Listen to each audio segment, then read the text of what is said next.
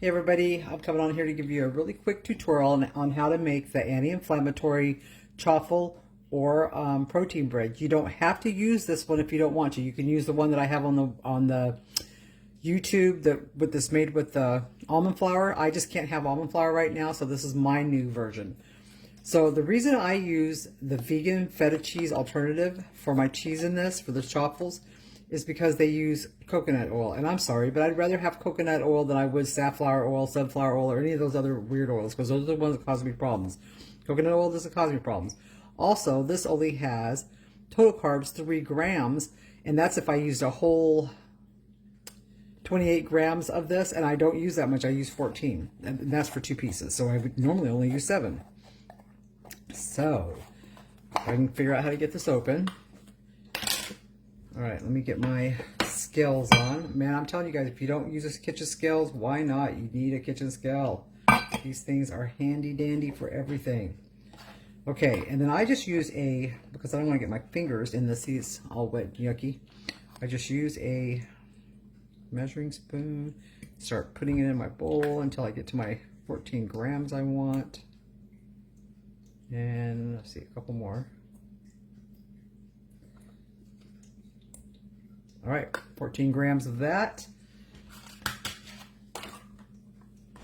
And I always put the cheese in first because I have found, for me, that it is better to use your cheese right away, put your cheese in right away, and cover it up with your dry stuff. So then I'm going to put, remember this is for 2 different things. I'm making the toast and I'm making a chaffle to show you how to do this. So I'm just making 2 servings. So it's going to have 3 tablespoons of lupin flour. So it would be 1.5 if you were only making 1 serving. And it's 2 tablespoons of pea protein, which of course would be 1 tablespoon if you were only making 1.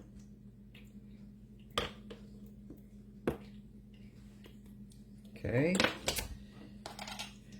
And not quite a teaspoon of baking powder. And then about a little less than a 1/4 teaspoon of xanthan gum. Spread it out all over the top of the dry stuff because you're fixing to mix it in with the wet stuff. Then you're going to stir this all in. Get it all nice and mixed up. Move the scales out of the way.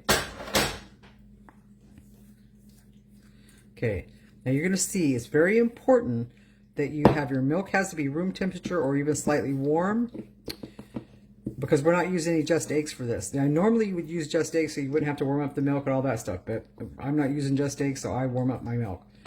Okay, so I've got just some plain soy milk here. I'm going to do 1,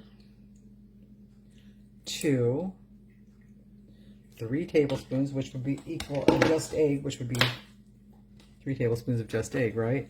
And then this is hot. See the steam coming off of this is really hot water.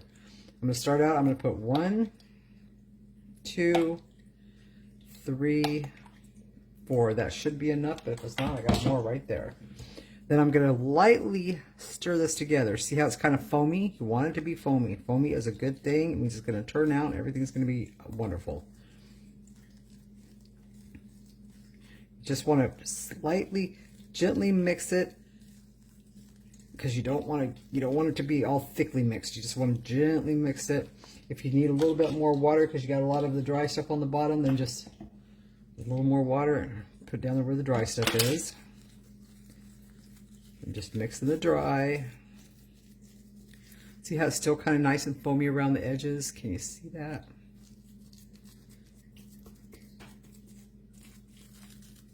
Okay, so now half of this is going to go into my chaffle maker here, my waffle maker. So I'm just going to take half of this. Use your fingers if you have to kind of smush it around.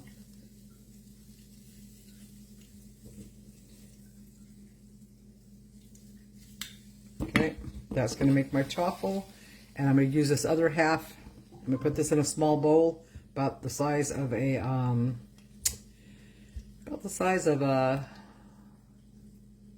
don't know, a biscuit maybe.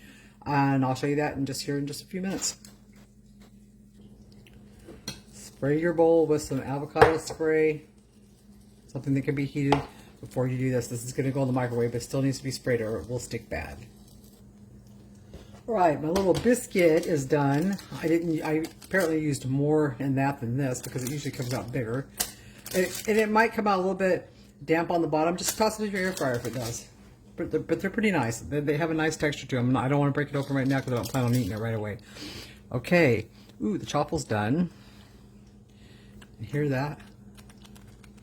Has a nice little crisp on it. So those will be for later. So that is my very simple anti-inflammatory recipe. Like I said, you can use the ones that I already have on the YouTube channel if you want to. Because if you don't have inflammation problems and you're fine with almond flour, I would definitely use that because to me they're way better with almond flour. So there we go. Chaffles or protein bread.